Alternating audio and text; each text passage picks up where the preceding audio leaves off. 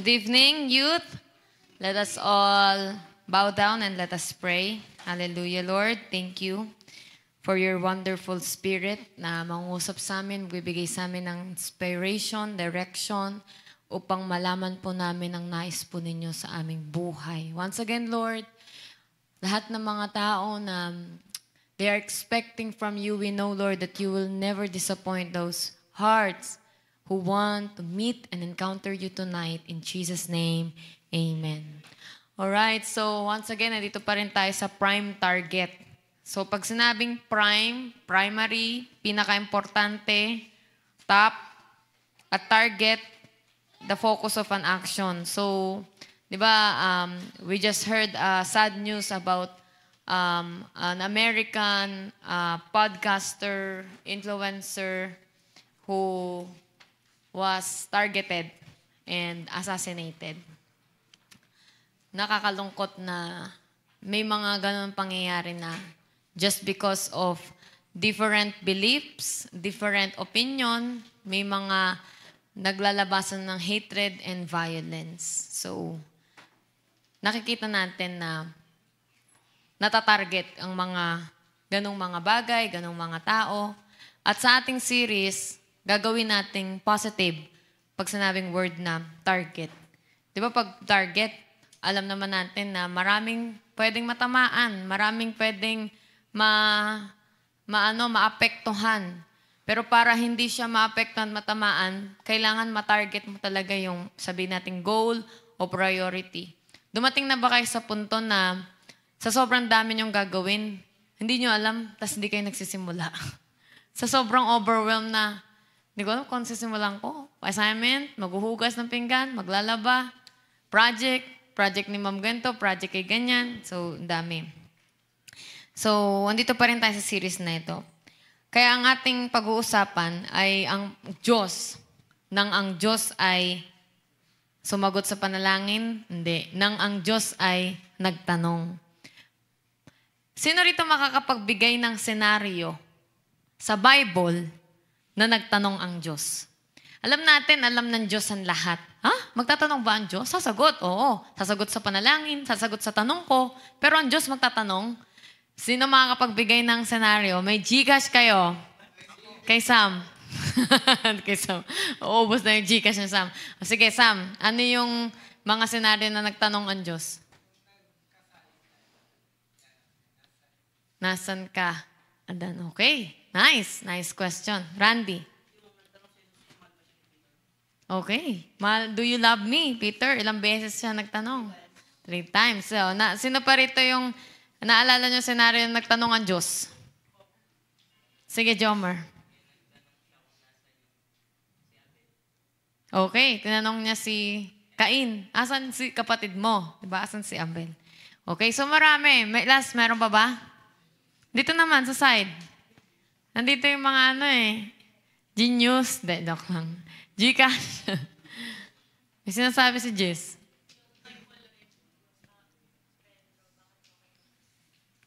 Okay, Apostle Paul, ba't mo ako inuusig? Okay. So, ang Diyos ay nagtatanong din. Marami tayong intensyon, plano, tsaka motibo kung ba't natin ginagawa yung mga bagay-bagay. Pero sooner or later, ididil ng Diyos yung motibo sa likod ng mga aksyon na ginawa natin. So may mga pagkakataon na nagtatanong ang Diyos ng bakit or why. Primary nating tanong is why. Pero di ba tinanong niya, do you love me? Nasaan ka? At may mga tinanong din ng Diyos na why. So one example out of many ay nagtanong ang Diyos kay Cain. Sabi na ng Diyos, the Lord said to Cain, why are you angry? And why has your countenance fallen? Cain, ba't nagkagalit ka? Tsaka ba't ganyan mukha mo? Hindi yung ba't ganyan mukha mo? Hindi. Kundi ba't anong nangyari sa mukha mo? Ba't ganyan ang itsura mo ngayon? Na paano ka? So nagtanong ang Diyos kay Cain na, why are you angry? Do you think God does not know? Sa tingin niyo, hindi alam ng Diyos ba't galit si Cain? Alam. Kaya mamaya malaman natin, ba't kailangan magtanong ng Diyos? Alam nyo kasi sa buhay natin, may mga ginagawa tayo na unreasonable. Kaya kailangan natin matanong para tayo mismo magkaroon tayo ng reflection. Bakit ka galit, Cain? Ba't ganyan ang itsura mo? Naalala nyo rin na kinausap ng Diyos si Elijah. In 1 Kings 19 verse 9, sabi ng Diyos, "What are you doing here, Elijah?" Or, "Why are you here, Elijah?" Ito yung pagkakataon at sitwasyon na naglayas tsaka tumakas si Elijah. Kagagaling lang niya sa victory sa Mount Carmel. Tapos, nalaman ni Queen Jezebel, nangyari, ikaaway niya si Jezebel ay hindi sumasamba sa tunay na Diyos, may mga Diyos-Diyosan, kaya nagpadala si Jezebel ng messenger para sabihin kay Elijah, tingnan mo, Elijah, yung buhay mo, papatayin ko. Ang pinadala ni Jezebel, hindi killer. Ang pinadala ng Jezebel, messenger lang. Nung narinig yun ni Elijah, nanggaling siya sa victory, nalaman niya na ang buhay niya nasa danger, kaya tumakas siya. Sabihin ko yung kwento. Pumasok siya sa isang kuweba doon, natulog, kinagabihan. Panginoon, ngayon, sinabi sa kanya ng Panginoon, "Ano ang ginagawa mo rito, Elias?" Sumagot siya, "O Panginoon Diyos na makapangyarihan, tapat po ako naglilingkod sa inyo, pero tinakwil ng mga Israelita ang kasunduan nila sa inyo. Winasak nila ang mga altar nyo at pinagpapapatay ang mga propeta nyo. Ako na lang ang natira at pinagsisikapan din nila akong patayin." Nagsalita ang Panginoon, "Lumabas ka at tumayo sa ibabaw ng bundok sa aking presensya dahil dadaan ako." Pagkatapos, may dumaan na napakalakas na hangin, bumitak sa mga bundok, dumurog sa mga bato, ngunit wala ron ng Panginoon. Lumindol, pero wala rin ang Panginoon sa lindol. Pagkatapos ng lindol, apoy dumating, pero wala ang Panginoon sa apoy. Pagkatas ng apoy, may narinig siyang tinig na parang bulong.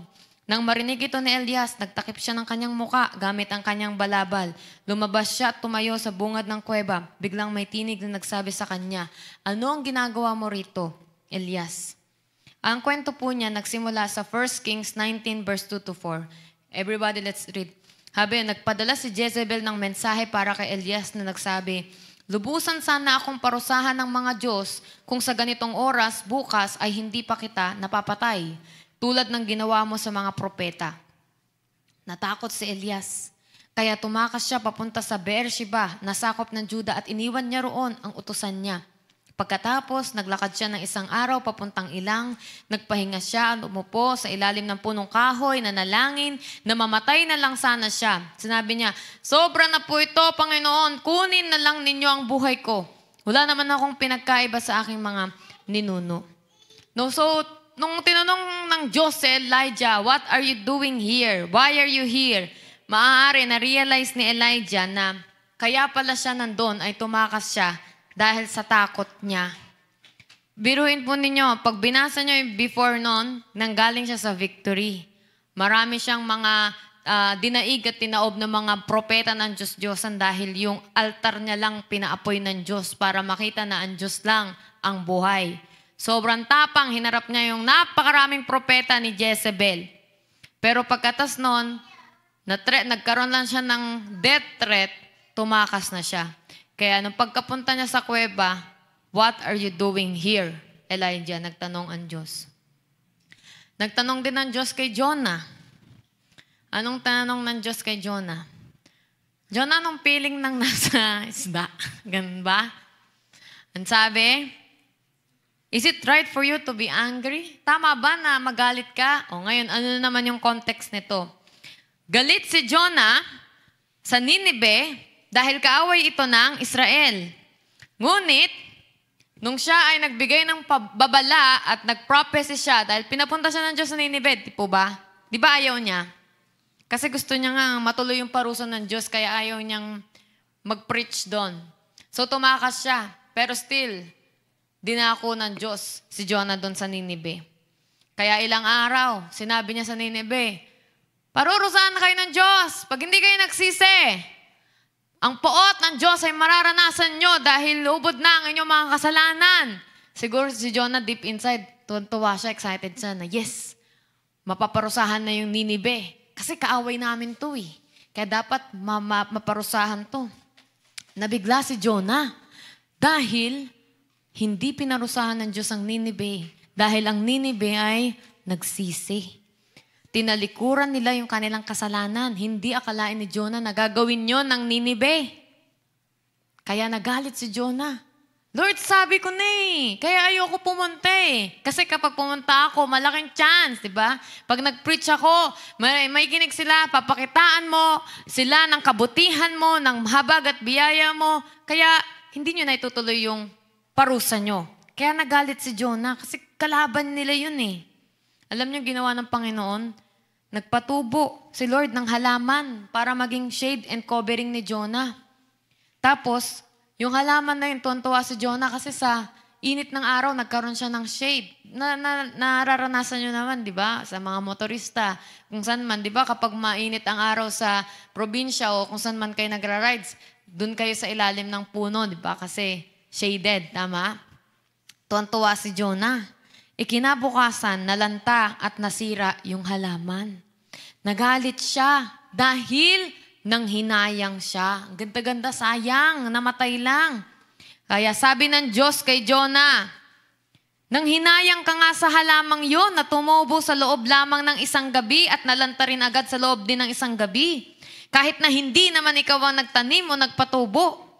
Ako pa kaya ang hindi manghinayang sa malaking lungsod ng Ninive na may mahigit 120,000 na tao na walang alam tungkol sa aking mga kautusan at marami ring mga hayop. Kaya sabi ni Lord, tama ba na magalit ka? So nakuha po ninyo, si Lord gumagawa siya ng mga practical example, nagpapatubo siya ng halaman, hindi lang dahil concern siya kay Jonah, kundi meron siyang gustong ibigay na mensahe na bukas tong halaman na to, mamamatay. Nang hinayang si Jonah, nagalit si Jonah, namatay yung halaman. O sabi ni Lord, that's how I feel. Hindi ba ako manghihinayang? Ito, hindi to halaman. 120,000 na tao ito. Kaya, nakita natin, mga pagkakataon nagtatanong ang Diyos. Nagtanong din ang Diyos kay David. Sabi ni Lord sa 2 Samuel 12 verse 9 sa pamamagitan ni Prophet Nathan, why did you despise the word of the Lord by doing what is evil in His eyes? Bakit di mo sinunod yung utos ng Diyos? Bakit mo sinantabi yung utos ng Diyos, yung batas ng Diyos? Gumawa ka ng kasamaan, David. Yan yung tanong ng Diyos. Bakit? Lahat na binigay ng Diyos sa'yo. Wala kang gera na natatalo. Lahat nakukuha mo. Sa bawat gera mo, hindi mo lang sila natatalo. May mga nakukuha kang mga kayamanan. Di ba? Yun yung mga magaganda sa gera pag nananalo sila, yung mga plunders nila, yung nakuha nila yung mga ginto, yung mga kabayo. So, ibig sabihin, makikita mo na ang dami ng kayamanan ni David. Sobrang abundant, prosperous, yung pagiging hari niya. Kaya sabi ni Lord, sa pamamagitan ni Prophet Nathan, bakit mo pa yung ginawa? Di ba lahat na nasa iyo? Nagtanong din ng Diyos, nagtanong din. Ito, nagtanong naman si Rebecca sa Diyos at sinagot to ng Diyos. Sabi ni Rebecca, but the children struggled within her and she said, if it is so, why am I in this condition? Hindi niya ma-explica, hindi niya maintindihan yung nararamdaman niya. Lord, bakit ko to nararamdaman? So nakita natin, ang tao naman ang nagtanong sa Diyos, bakit ko to nararamdaman? Buntis siya. Hindi niya maintindihan, siguro may hormone imbalance to si Rebecca. Sabi niya, Lord, why am I like this? Why am I in this condition? Hanggang tumugon ng Diyos na 2 bansa ang nasa sinapupunan mo. And 2 people will be separated from your body. 1 people will be stronger than the other and the older will serve the younger. So maaari, sa loob ng sinapupunan niya, nag-aaway. Hindi niya siguro pa alam, nakambal kasi wala namang ultrasound noon Diba? At saka may mga pagkakataon, hindi niya maintindihan yung nararamdaman niya dahil nga buntis siya. Pero nangusap at sumagot ang Diyos na kasi 2 ang tao nasa loob ng sinapupunan mo. 1 will be stronger, the other will serve. Kaya, Lord, ba't ganito? Parang may nag-aaway. Parang may sumisipa, may nagtatadyakan. Yun. So, nakikita natin ang tanong. Pero majority, nakikita natin ang Diyos nagtanong. Hindi dahil hindi niya alam. Kaya nga ito yung lesson natin. Ba't kaya nagtatanong ang Diyos? So ito yung tanong ko. Ba't kaya nagtatanong ang Diyos? Why do you think God asked? Why? Or what are you doing here? Or do you love me? Anyone, sa tingin nyo, bakit nagtatanong ang Diyos? Kung nasagot nyo kanina na alam naman ng Diyos ang lahat, ba't pa siya nagtatanong? May GCash. Lahat na lang, kailangan may kapalit. Hindi, wala. Walang GCash. Bakit nagtatanong ang Diyos? Wala namang maling sagot. Except lang kung sobra talagang mali. O sige, Cherry. Tingin mo, ba't nagtatanong ang Diyos?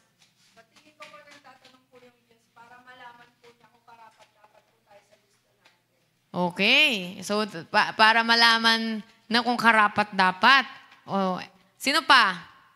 Dexter, ba't nagtatanong ang Diyos? Tinanong ka na ba ng Diyos? Dexter, kumain ka na ba?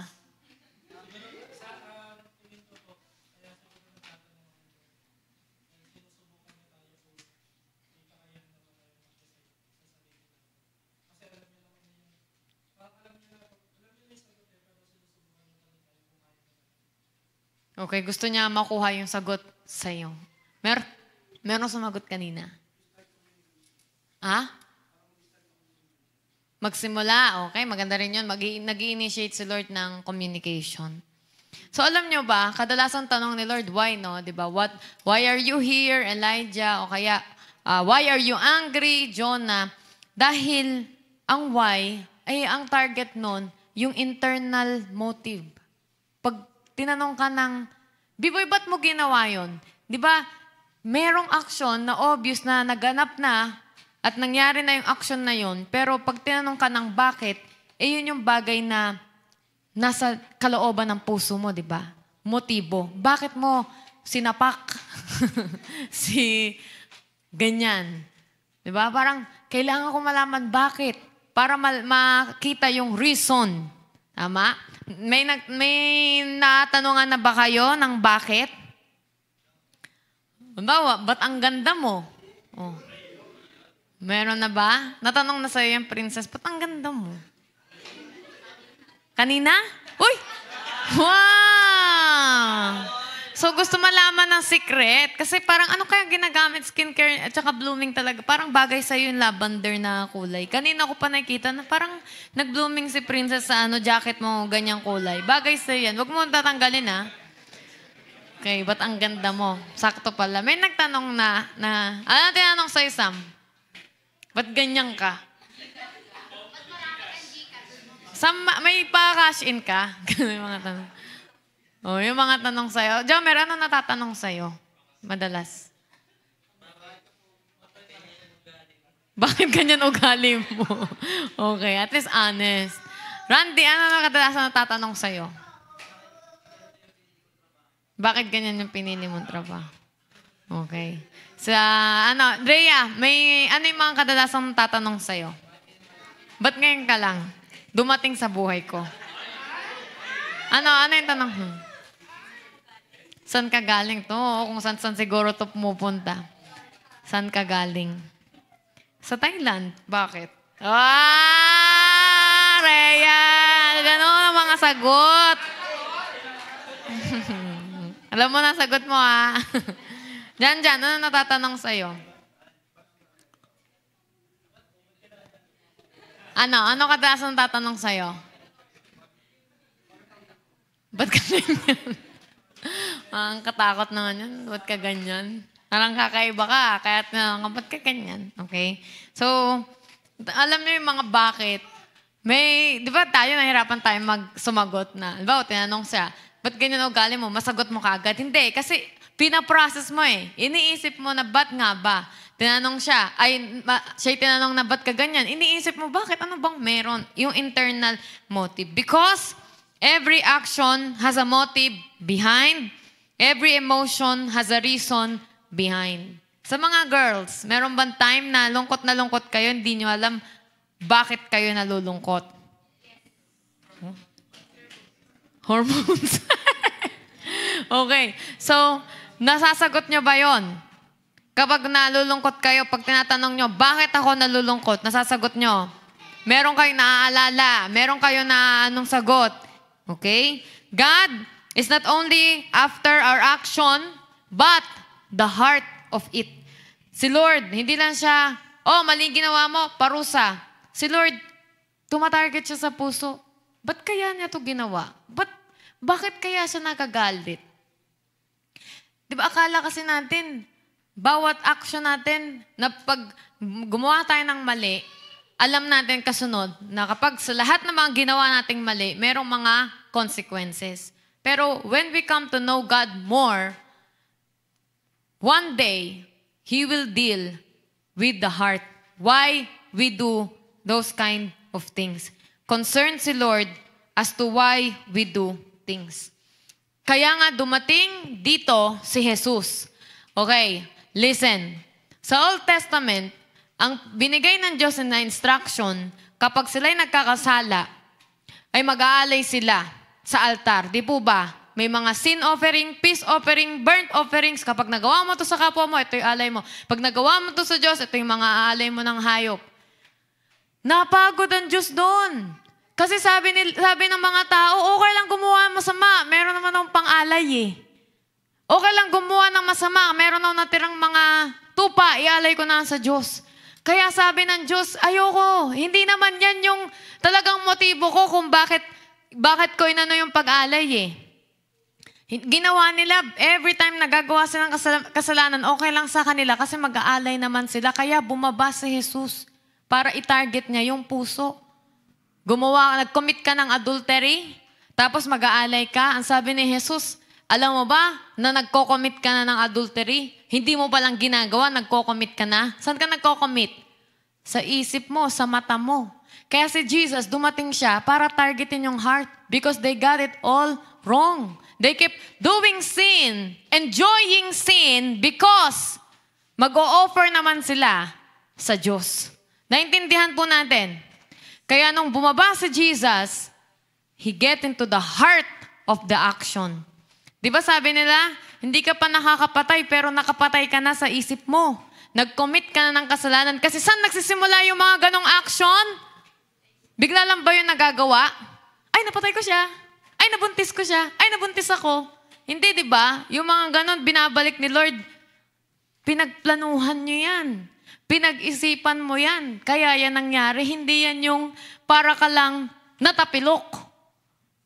Halimbawa, magkikita kayo, alas 3 ng madaling araw. Ay, nagkasala ako, di ba? Nagsisimula yan sa, plano ka, kailan ba tulog sila mama at papa? Oh, marami nakaka-relate. Marami nakaka-relate kasi nakikita nyo, yung mga, sabi nga ng isang babae, ay, nahulog siya sa kasalanan. Sabi ni Lord, nobody just falls into sin. Marami yung mga pinlano at inisip bago yan nahulog. Iba ang sin sa mistake, guys. Ha? Iba yung sin sa mistake. Iba yung natumba mo yung gatas at nabasag. Ha? Iba rin naman yung kasalanan na pinagplanuhan mong gawin, alam mong masama. At iba yung parang natulak mo yung tao dahil may nakatulak sa'yo. Ano nyo na yan, bawa sa LRT. Natulak mo siya kasi may tumulak din sa'yo eh. Kesa sa nagplano ka talaga ng kasalanan. Kasi minsan akala natin sa sin, pare-pareha sila eh. Sin is equals to error, equals to mistake. Sin, mabigat ang sin. It gets into the heart. We all make mistakes. We're human being, di ba? There are times we do things wrong nang hindi naman masama ang puso natin. Halimbawa, na sira natin, napunit natin yung papel, nasira mo to. Hindi dahil masama ang puso mo, kundi hindi mo sinasadya. O clumsy ka lang talaga. O kaya, hindi mo talaga sinasadya. May mga ganun. Wala pa ba nakakabasag dito? Di ba lahat na nakabasag? Iba yung nakabasag ka, hindi mo sinasadya. Sa nakabasag ka, dahil intention mo siyang basagin.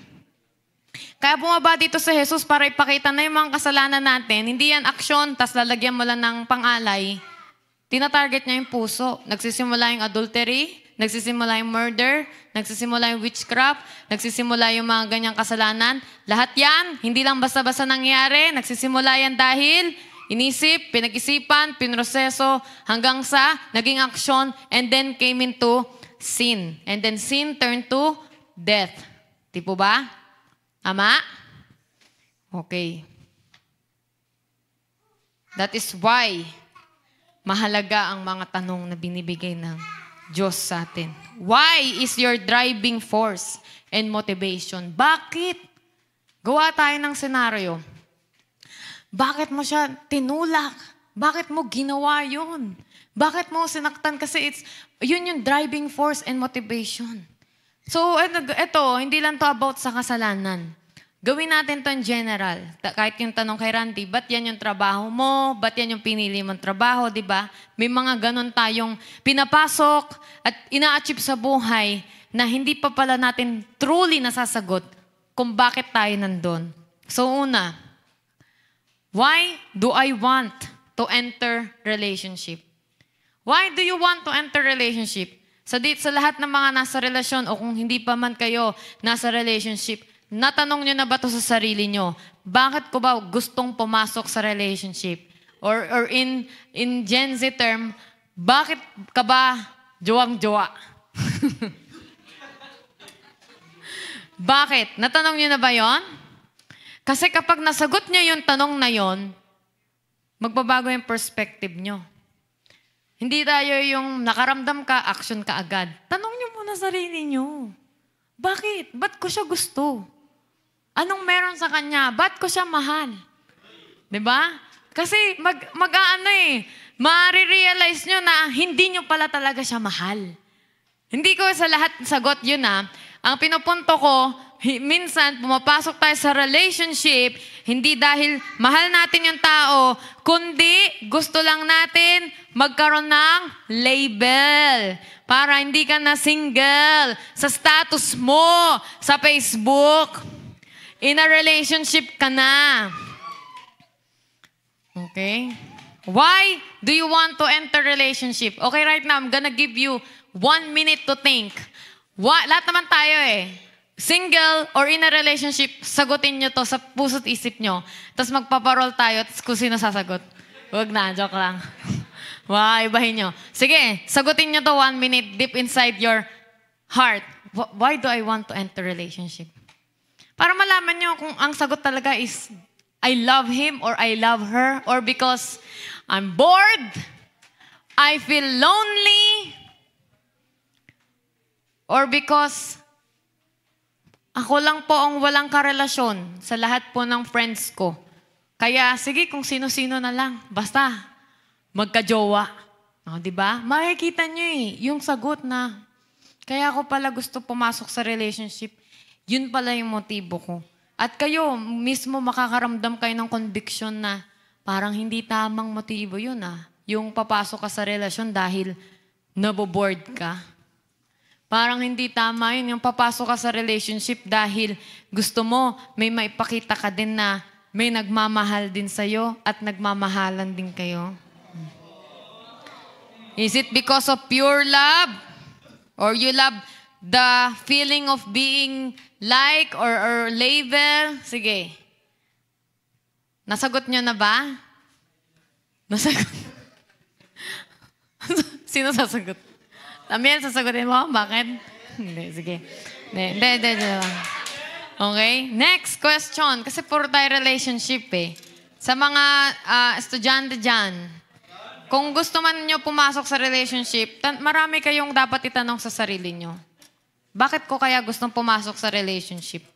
Kasi hindi ako inspired mag-aral. Kailangan ma-inspiration.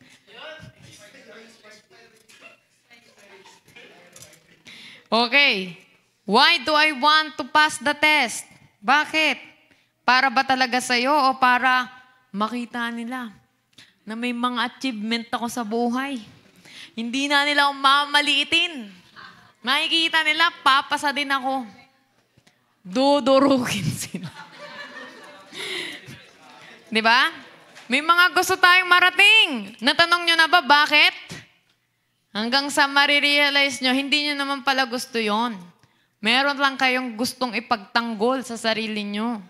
Meron lang kayong gustong patunayan. Hindi ko sinasabing mali yun ha. Wala akong sinasabing tama, mali. Kayo na ang maghusga. Kung ito'y nakakatulong sa inyo, helpful siya or hindi, helpful or harmful, kayo ang maghusga. Ang sinasabi ko, when you ask yourselves, masyashock kayo sa mga sagot nyo. Because sometimes we do things, we don't even consider the reason behind. Why do I want to take this job or this course? I don't have any course na maisip eh. Bakit nyo gusto makuha yung course to? Bakit? Dahil ito talaga yung tibok ng puso nyo. Dahil andun yung friends. Andun yung crush. Merong bang gumagawa nun? Dahil andun yung crush niya, yun na rin yung course na kukunin niya. Meron? Okay? Bakit ko gusto kunin yung trabahong to? Bakit? Nakatingin ka sa sahod. Diba? May kita nyo yung dahilan. Para makita nyo yung driving force nyo. Dahil ba trending tong course na to? Popular tong job na to? Kaya lahat nagganon na trabaho? Okay. So, pangalawa. Ang dami na pala nating tanong. Sumunod na tanong, bakit ko to gustong bilhin? Bakit? Para ibenta. O at least alam mo yung reason mo, Sam. Pang my day. Hindi nyo alam, di ba? Gusto nyo bilhin yung bagay-bagay, pero hindi nyo siya pwedeng hindi i-post. Kailangan i-post ko to. Walang kwenta tong binili ko pag hindi ko to na my day. Huwag ko na lang bilhin kung hindi ko rin to my day. Kasi nga may reason ka eh. Para makita ng mga tao na, hindi ko sinasabing mali yun ah. Pero kung yun yung reason mo, para bilhin mo at para sa'yo, helpful, marami kang pera, bilhin mo. Sa'yo naman yun, pera mo naman yun. Ang sinasabi lang natin, malaman natin yung sagot. Bakit nyo gustong bilhin? Bakit? Kasi sinuot to ng favorite nyong, basketball player, influencer. Diba? Lalo na kung gipit kayo, tanungin nyo araw-araw, ba't ko ba to gustong bilhin? Ngayon, kapag yun pa rin yung reason nyo, talagang, wala eh. Pag hindi ko to binili, wala akong magagamit. Yung napunta siya sa category ng need, yun, edi na i-enforce. Why do I want to purchase this? Ba't gusto nyo mag-upgrade ng phone? Bakit?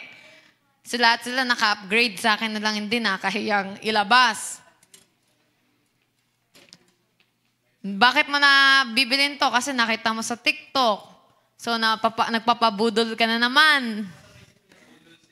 Di ba? Wala kang balak bilhin. Marami bang ganon? Yung wala kayong balak i-add to cart, pero nakikita yung sarili nyo, binibili nyo. Pero marami pa kayong ganon, di ba?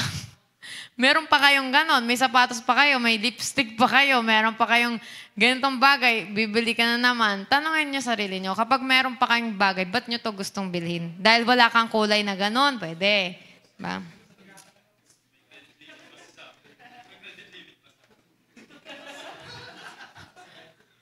So, dito natin nakikita, no? Things will change. And I believe things will change for the better kapag nasasagot natin yung mga tanong na to sa ating sarili. At kadalasan nga, hindi tayo nagtatanong nito kasi kapag may gusto tayo, minsan unreasonable tayo, di ba? Kahit wala na siyang dahilan, pag gusto ko yan, gusto ko yan. Kaya nawawala na yung common sense, logic, yung pagiging reasonable natin. Kaya kung meron man tanong na umiiral sa atin, I believe it's the help of God, the voice of God, the help of the Holy Spirit. Sabi ni Lord, ano nagustuhan mo sa Kanya? Hindi, joke lang. Bakit siya? At least ikaw, nakikita mo, oo nga, bakit siya? Malilista mo na, sa ano lang ba ako nakatingin? Sa itsura? Hindi, Lord, ito Sa number 1, masipag siya. Number 2, ano pa? Mayaman siya. Number 3, at least ikaw nakikita, number 3, may kotse siya. Number 4, may bahay siya. Number 5, may motor siya. Nakikita mo, ay, puro material pala tong gusto ko sa kanya. At least ikaw na na hindi mo pala siya ang habol. Ang habol mo, yung mga gamit niya. Tsaka yung convenience na, may kotse siya, may bahay siya, may motor siya, mayaman siya, may pera siya. Diba? So wala ka palang pakialam sa kanya. Ang gusto mo lang, yung kayamanan niya. Yun. So nakikita mo, parang hindi naman ata tama na yun yung hahabulin ko sa tao. Kaya usually, hindi natin naririnig yung audible voice ni Lord, pero nangungusap siya sa puso natin.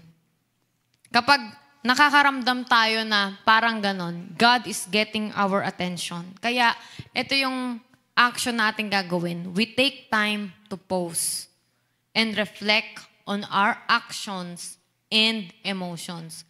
When we feel na merong umuudyok na, bakit ko ba ito kukunin? Bakit ko ba ito gagawin? Bakit ko ba siya ipopursu? Bakit? Wag muna tayo umaksyon. Let us sit down. Take time to pause and reflect on our actions, emotions, and on our why. Allow the Holy Spirit to enlighten us and speak to our heart. Kaya kapag ganyan, we don't do things ng biglaan. Let's just, mapapaano ka na, oo nga no, bakit ko ba ito ginagawa? Why am I doing this? Why am I feeling like this? And the Holy Spirit will bring to light what has been hidden within. Only God knows your heart. You don't even know your heart. You don't even know what's real. So ask yourself and let God ask you, and God will show you what has been hidden within all throughout this time. Okay? Kaya kung meron man kayong mga struggle at gustong bilhin, gustong gawin, take time, sit down, or maybe grab a notebook and pen. Why am I doing this? Magsulat kayo, bakit nga ba? Tapos parang pag nare-reflect nyo na parang, hindi naman unreasonable pala yung dahilan ko. Wag na lang. Hindi mo alam kung saan ka pwedeng dalhin nung action mo. Tsaka yung decision mo. Kaya mag-iingat po tayo. Pag-isipan maigi.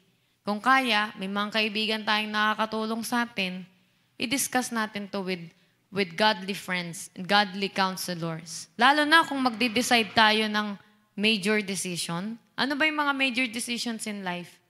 Yung pagkuha ng kurso, major decision ba yon? Yes, kasi nakasalalay dyan yung magiging career mo, future mo, skills mo. Meron kang magandang skill, hindi pala nagswak-swak, kaya parang medyo na lilito ka na may gusto kang gawin, pero ito yung natapos mo, pero wala naman dun yung passion mo, nakukuha po natin. Ano yung mga major decision in life? Course, marriage. Kaya hindi natin bibiruin pagpapasok sa relationship. Sabihin natin, puppy love to. Sa'yo, puppy love yan. Eh kung sa isa, hindi. Eh di mananakit ka pa ng damdamin. O di po ba? Kaya hindi natin siya basta-basta kasi lalo tigit. Kung ikaw lang. Pero pag may nai-involve ng iba, mandadamay ka nang ikaw may sarili kang plano, i-consider mo na meron ding isang isip yung isa. Hindi naman ikaw lahat ang masusunod eh. Kung gusto mo ikaw masunod, huwag ka pumasok sa relasyon para ikaw lagi masunod. Pero kapag papasok ka na sa relationship, may brain din naman yung magiging partner mo. Kaya meron din yung gustong gawin sa buhay tsaka desisyon. Kaya mahalaga yung marriage. Hindi man marriage na marriage agad eh. Si Princess marriage agad eh. Relationship, yan. Kasi doon rin naman napapunta yun. Pero akala kasi natin, wala pa ako sa marriage. Laro-laro lang to. So, laro lang ba yung mga relationship? Hindi, di ba? Di ba, kapag may heartbreak, talagang heartbreak, kahit nagsimula lang siya sa laro, pero kapag yung damdamin mo, masakit, di ba? Tapos kinabukasan, magamata mo. Okay, so kaya be careful. Yan yung mga bagay na sana marami kang kinoconsider. Sa boys, kinoconsider natin yung kakayanan na. Huwag ka muna basta-basta papasok. Isipin mo, magjojowa ako. So panigurado, magkakaroon kami ng mansary, anniversary. Gugustuhin niya lumabas, kumain. So maglalabas ako ng pera. So magkano ba yung hinihingi ko kay mama? Sakto ba to?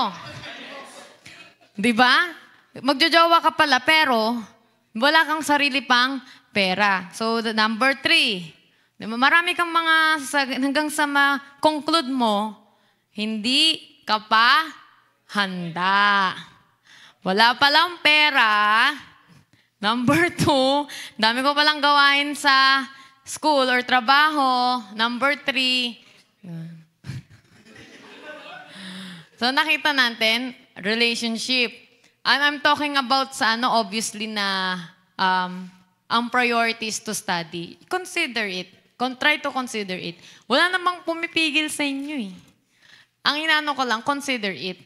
Okay? Tsaka the moment na nagpasok ka ng ibang tao sa buhay mo, and as a Christian, you want to be careful not to fall into temptation, mas makakayanan mo bang keep yung purity mo in a long-term relationship? But ikaw rin sasagot niyan. So, ano ba yung pangatlong mga major decision in life? Career, yung job. Why do you think? Bakit? Diba?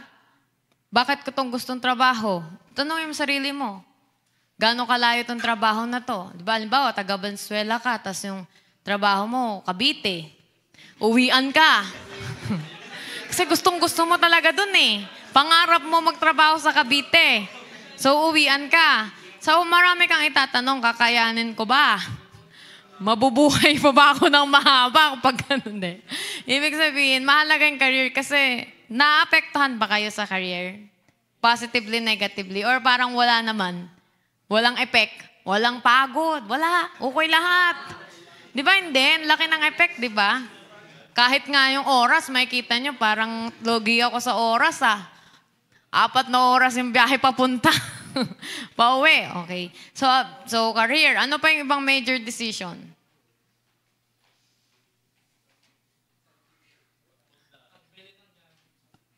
Major decision din yun. Lalo na, ang pera hindi naman madaling kitain. Po ba? Kaya isipin natin maigi yung kung saan natin lalagay yung fund. Hindi yung, pre, sali ka na rito. Sige, magkano ba yan? Ngayon, tuwa-tuwa ka. Mamaya, iiyak ka na. Kasi hindi natin natanong maigi sa sarili natin eh. Hindi natin na-consider lahat eh. Isipin natin, hindi madaling kitain yung pera, kaya dapat wise tayo kung saan to mapupunta, yung bibilhin nito. Sino rito nakaranas na bumili at nagsisi siya? Pakiramdam niya, nasayang ang pera niya. Taas kamay! Okay? Diba? Yung parang dapat di ko na lang binili talaga to eh. Kasi mayroon pa naman eh. So, major decision yun. Kano din yun, lalo na kung mamahalin. So guys, yun lang naman yung masasabi ko. Nang ang Diyos ay nagtanong, let's take time to pause, take a break, and consider, reflect on our actions and on our emotions. Bago ka makaramdam ng galit sa tao, selos, inis, o pagkakagusto, tanungin mo muna sarili mo. Mahalaga din emotions. Nagre-release to ng energy. Kaya ayaw natin masayang yung mga energy na nilalabas natin. Dahil marami tayong kailangan paglagakan. Ayaw nating maglabas ng energy na hindi naman worth it. Magbubukas ka ng social media, grabe yung rage and galit mo. Isipin mo muna, pag ginawa ko to, ano mangyari? Mauubos lang yung energy ko. Wala namang kapupuntahan. So, let us pray. Lord,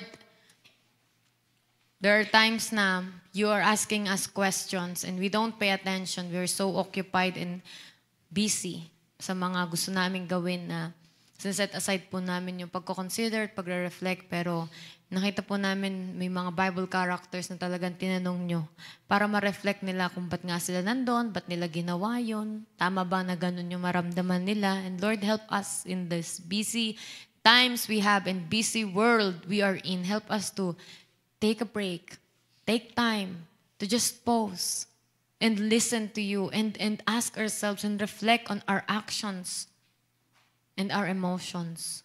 At kung meron man kaming nagawa, nasabi, naramdaman, o nabili na hindi tama, help us, Lord, to do better decisions in the next moment and in the next time of our lives. Alam po namin na hindi po huliin lahat. Kung may mga pagkakamali po kami sa desisyon at sa action, hindi po hulian lahat.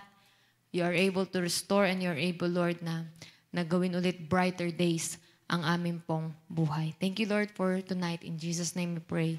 Amen. Amen.